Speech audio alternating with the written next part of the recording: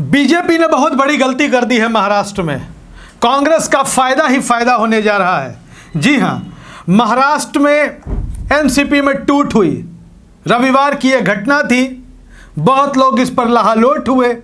लोकतंत्र के इस सर्वनाश पर कुछ लोगों ने खूब तालियां बजाई तो देश के बुद्धिजीवियों ने इस पर दुख, आक्रोश, रोष और क्षोभ प्रकट किया।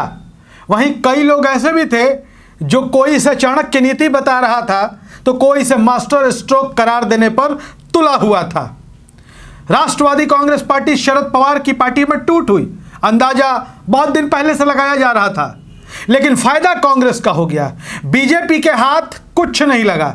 भारतीय जनता पार्टी पहले से एकनाथ शिंदे के साथ मिलकर सरकार बना रही थी, चला रही थी। सरकार रह गई, लेकिन कांग्रेस का लाभ कैसे हो गया यह आप सुन लीजिए। जब महाराष्ट्र में विधानसभा चुनाव के नतीजे आए थे पिछली बार, तो कांग्रेस चौथे नंबर की पार्टी थी। जी हां, चौथे नंबर की पार्टी। लेकिन महाराष्ट्र में एनसीपी में हुई टूट के बाद अब कांग्रेस महाराष्ट्र की मुख्य विपक्षी पार्टी, प्रिंसिपल ऑपोजिशन पार्टी बन गई है। और कांग्रेस पार्टी ने अब तो विपक्ष का नेता ढूंढना भी शुरू कर दिया है। भारतीय जनता पार्टी के लिए दूसरी चुनौती यह है कि शरद पवार उम्र के इस पड़ाव पर 82 साल उनकी उम्र है। राजनीति के वो चाणक्य हैं, सही बात है। और शरद पवार अपनी राजनीतिक कला कौशल के लिए जाने जाते हैं। शरद पवार शायद उम्र के इस पड़ाव पर अपनी पार्टी को फिर से खड़ी ना कर पाए, लेकिन अगर शरद पवार अपनी पुरानी पार्टी, मूल पार्टी कांग्रेस में वापस चले जाए तो अब तो कांग्रेस महाराष्ट्र में भी मजबूत हो गई है। शरद पवार राहुल गांधी का नेतृत्व भी स्वीकार करते हैं। राहुल गांधी की भारत जोड़ो पदयात्रा में एनसीपी के नेता भी शामिल हुए थे। यह नज़ारा, यह दृश्य आप सबने देखा था। अब आपको बता दें कि 4 जुलाई को कांग्रेस ने विधायक दल की बैठक बुलाई है और विपक्ष के नेता पर अब मंथन होगा। आपको बता दें कि महाराष्ट्र की विधानसभा में कुल 288 सीटें हैं और कायदे से 29 विधायक होने चाहिए किसी भी दल के पास विपक्ष, मुख्य विपक्षी दल की हैसियत के लिए। कांग्रेस के पास 45 विधायक हैं अभी भी महाराष्ट्र की विधानसभा में। तो कांग्रेस का विपक्ष का नेता बनना तय है।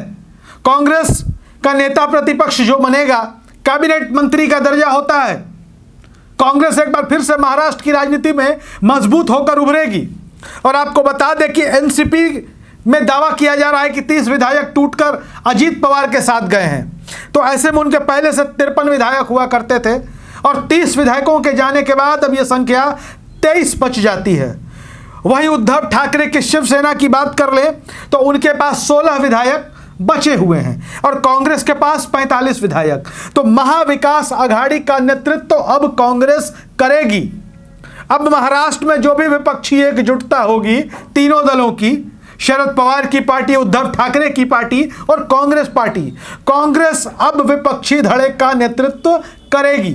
कांग्रेस के हाथों में विपक्षी गठबंधन की कमान होगी। तो भारतीय जनता पार्टी ने बड़ी गलती कर दी है। कहा जा रहा है, मीडिया में लगातार ये दावे किए जा रहे हैं कि भारतीय जनता पार्टी का मास्टर स्ट्रोक है। बहुत सारे लोग चाणक्य का नाम ले रहे हैं, कुछ कूटनीति बता रहे हैं। और अगर सचमुच बीजेपी ने यह चाणक्य नीति दिखाई है, यह कूटनीति दिखाई है, तो फायदा इससे कांग्रेस का ही होना है। कांग्रेस अब विपक्ष का नेतृत्व तो करेगी ही, लेकिन शिवसेना में टूट के बाद महाराष्ट्र में जो गुस्सा बीजेपी के खिलाफ था, अब वो एनसीपी में टूट के बाद और बढ़ेगा। नुकसान शरद पवार का हुआ, इसके पहले उद्धव ठाकरे का भी हुआ था। कांग्रेस का कोई नुकसान नहीं हुआ। जाने अनजाने भारतीय जनता पार्टी ने कांग्रेस का फायदा कर दिया है और अब महाराष्ट्र में कांग्रेस की तूती बोलेगी। एक बार फिर से महाराष्ट्र में कांग्रेस अपने पुराने गौरव को वापस पा सकती है, क्योंकि कांग्रेस के नेतृत्व में ही अब महाविकास आघाड़ी आगे बढ़ेगी। आप क्या सोचते हैं महाराष्ट्र में हुए इस सियासी घटनाक्रम पर? कांग्रेस को कितना फायदा होगा और बीजेपी को कितना नुकसान होगा या कितना फायदा होगा? कमेंट बॉक्स में जरूर लिखिएगा। धन्यवाद।